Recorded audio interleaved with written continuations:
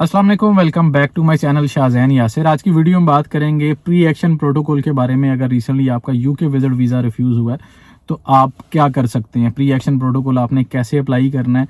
Recently भी मेरे कुछ क्लाइंट्स का वीज़ा प्री एक्शन प्रोटोकॉल में अप्रूव हुआ है, उनकी सक्सेस स्टोरीज़ भी मैं आपके साथ शेयर करूँगा और क्या रीज़न्स थी और आपने क्या आंसर देना है, इन बातों के बारे में भी आज की वीडियो में डिस्कस करेंगे। तो बल्कि आज मैं पहले एक कमेंट का आंसर ज़रूर करना चाहूँगा। एक भाई ने मुझे कमेंट किया, मैं कोशिश करूँगा ढूंढ के ये कमेंट भी इधर ऊपर लगाऊँ कि यार आप कार में वीडियोस क्यों बनाते हैं, क्या दिखाना चाहते हैं हमें। पता नहीं, इस तरह का कोई कमेंट था। तो भाई कार में वीडियोस बनाने का मकसद ये होता है, एक तो यार बाहर ठंड बहुत ज़्यादा है और बाहर वीडियो बनाना ज़रा मुश्किल है। अंदर अगर ऑफिस में वीडियो बनाते हैं तो फिर बाकी लोग भी डिस्टर्ब होते हैं। तो कार वैसे मुझे तो खुद बड़ी पसंद है कि मतलब ऐसे बैठ के आप इजीली अपनी वीडियो बना लेते हैं, एक साउंड प्रूफ जगह पे, आपको कोई डिस्टर्ब भी नहीं कर रहा होता। तो भाई मेरे सिर्फ वीडियो बनाने का कार में इतना ही मकसद है कि आप इजी होके वीडियो बना लेते हो और कोई इसमें ऐसा कोई रीज़न नहीं है, कोई दिखावा नहीं है बिल्कुल भी।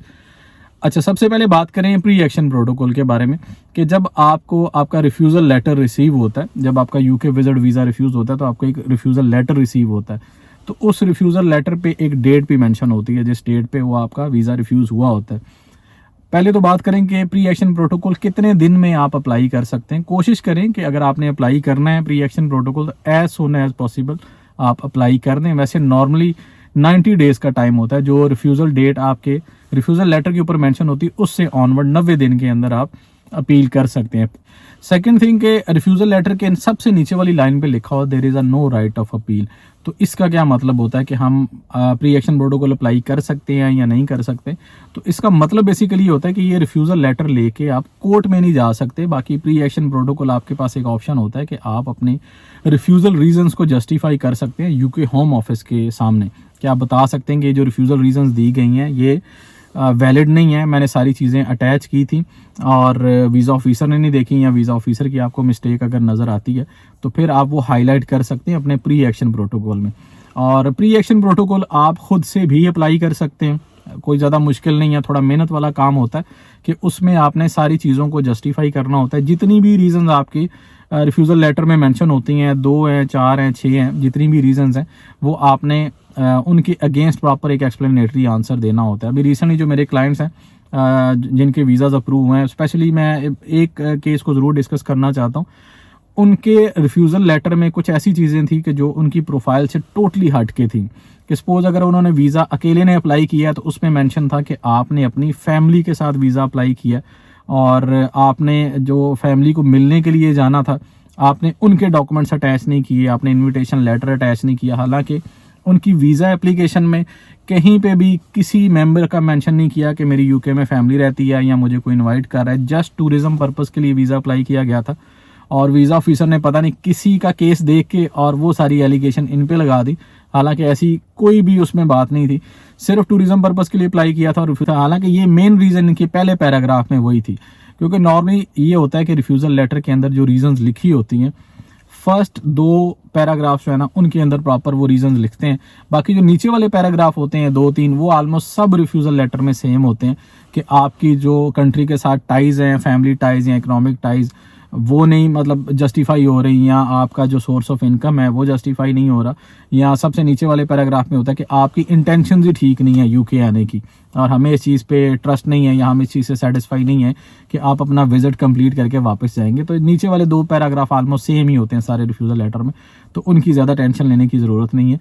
लेकिन उनके बारे में आंसर आपने ज़रूर करना होता है प्री एक्शन प्रोटोकॉल में। तो इनका जो केस था वो सारी चीज़ें जस्टिफाई की गई कि मैंने जो वीज़ा अप्लाई किया था मैंने अकेले ने किया था और मेरा जो पर्पज़ है वो किसी को मिलने आना नहीं है बिल्कुल भी। मेरा पर्पज़ है टूरिज़्म के लिए मैं आना चाह रहा हूँ और मैं सिर्फ 10 डेज़ के लिए आना चाह रहा हूँ। तो इनका जो ट्रैवल प्लान था, day to day travel plan, वो ज़रूर अटैच किया करें जब वीज़ा एप्लीकेशन आप फाइल करते हैं। तो वो भी साथ अटैच किया हुआ था, लेकिन वीज़ा ऑफिसर ने नहीं देखा। तो इनके रिफ्यूज़ल लेटर में जो रीजंस थी बेसिकली वो वीज़ा ऑफिसर की तरफ से लगाए गए, जो एलिगेशन थे वीज़ा ऑफिसर की मिस्टेक्स थी, तो उनको हाईलाइट किया गया। अब बात करें कि इनका केस कितने दिन में अप्रूव हुआ। तो जब आप अपना प्री एक्शन प्रोटोकॉल फाइल करते हैं आपने जस्ट एक ईमेल करनी होती है, ईमेल में प्री एक्शन प्रोटोकॉल की फ़ाइल आपने अटैच करनी है, साथ उससे कोई रेलिवेंट डॉक्यूमेंट अगर आप अटैच करना चाहें तो वो कर सकते हैं।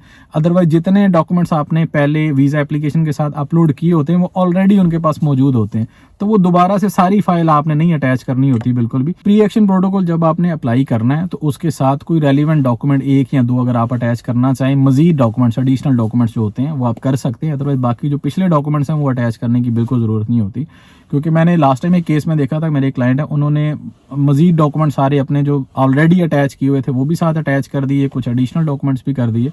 तो फिर उनका जो रिस्पॉन्स था वो ये था कि आपने बहुत ज़्यादा एडिशनल डॉक्यूमेंट्स दिए हैं, तो उसके लिए बेहतर ये है कि आप नई एप्लीकेशन फाइल करें। तो उनका प्री एक्शन प्रोटोकॉल जो था वो रिफ्यूज़ कर दिया गया था।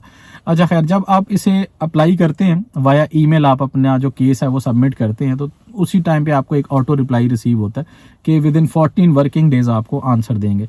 तो 14 वर्किंग डेज में 2 तरह का आंसर आता है, या तो आपके प्री एक्शन प्रोटोकॉल को रिफ्यूज़ कर दिया जाता है कि जो आपने रीजंस के अगेंस्ट आपने एक्सप्लेनेशन दी होती है वो वीज़ा ऑफिसर को पसंद नहीं आती, जिसकी वजह से वो दोबारा भी आपका प्री एक्शन प्रोटोकॉल रिफ्यूज़ कर सकता है। एंड अदर देन दिस, आपका जो प्री एक्शन प्रोटोकॉल है उसको एक्सेप्ट किया जाता है और आपके केस को रिकंसिडर किया जाता है फॉर 90 डेज। तो 90 दिन के अंदर फिर आपको आंसर आता है। अब 90 दिन में और क्या कुछ हो सकता है उसके लिए मैं खैर सेपरेट से भी वीडियो बनाऊंगा, लेकिन शॉर्टली मैं आपको बता देता हूँ कि 90 डेज के लिए जब आपका केस रिकंसिडर होता है तो उसमें सम टाइम ऐसा होता है कि आपसे फर्दर डॉक्यूमेंट्स भी रिक्वायर किए जा सकते हैं।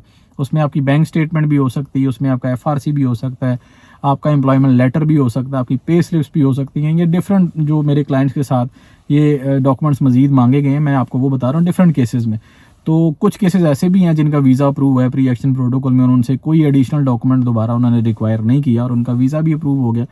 तो अगर वीज़ा आपका अप्रूव होना होता है तो फिर आपको पासपोर्ट रीसबमिशन की ईमेल आती है, तो आपने जाके पासपोर्ट अपना दोबारा सबमिट करवाना होता है। जब आप सबमिट करवाते हैं तो विद इन 7 डेज आपको पासपोर्ट वापस कर दिया जाता है, जिस पे आपका वीज़ा का स्टिकर पेस्ट हुआ होता है।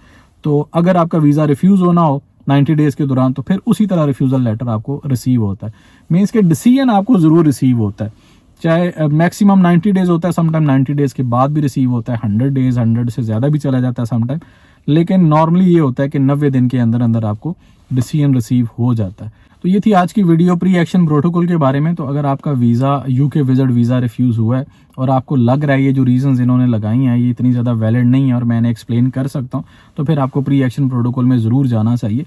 एक चांस होता है और ये चांस आपको ज़रूर लेना चाहिए। अगर आपको लग रहा है कि यार ये रीजंस वैलिड नहीं है, मैं इनको प्रॉपर्ली एक्सप्लेन कर सकता हूँ, तो आपको प्री एक्शन प्रोटोकॉल अप्लाई ज़रूर करना चाहिए। और बहुत से लोगों का वीज़ा प्री एक्शन प्रोटोकॉल में अप्रूव होता है, तो चांस लेने में बिल्कुल हर्ज नहीं है कि आप देख भी रहे हैं, आपको नज़र भी आ रहा है कि यार ये रीजंस वैलिड नहीं है, फिर भी आप कहते हैं यार छोड़ो कोई मसला नहीं है, मैं दोबारा नई एप्लीकेशन फ़ाइल कर लेता हूँ। नई एप्लीकेशन फ़ाइल करने से बेहतर ये है कि आप प्री एक्शन प्रोटोकॉल अप्लाई करें और इनको चैलेंज करें, जो भी रिफ्यूज़ल रीजंस इन्होंने लगाई हैं तो उनको प्रॉपरली जस्टिफाई करें, तो उसमें आपका वीज़ा अप्रूव होने के चांसेस होते हैं।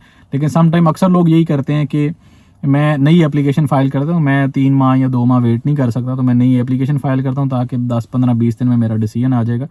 तो अगर आप एग्रेसिवली दोबारा अप्लाई करते हैं कि मैं नई एप्लीकेशन फ़ाइल करता हूँ, तो बहुत से केसेस में ऐसा ही होता है कि दोबारा भी आपका वीज़ा रिफ्यूज़ कर दिया जाता है, आलमोस्ट उसी तरह की मिलती जुलती रीजंस लगा के दोबारा रिफ्यूज़ कर दिया जाता है। तो आपने अगर टूरिज़म पर्पज़ के लिए या किसी इवेंट के लिए आपने वीज़ा अप्लाई किया है, तो अगर आपकी ट्रैवल डेट्स गुजर भी जाती हैं, ये जितने भी वीज़ाज़ प्री एक्शन प्रोटोकॉल में लास्ट मंथ में भी अप्रूव हैं, उन सब की ट्रैवल डेट्स गुजर चुकी थी। तो ट्रैवल डेट्स मैटर नहीं करती प्री एक्शन प्रोटोकॉल में, लेकिन आपकी प्रोफाइल, आपकी जस्टिफिकेशन जो आपने दी होती है अगेंस्ट रिफ्यूज़ल रीजंस, वो मैटर करती हैं।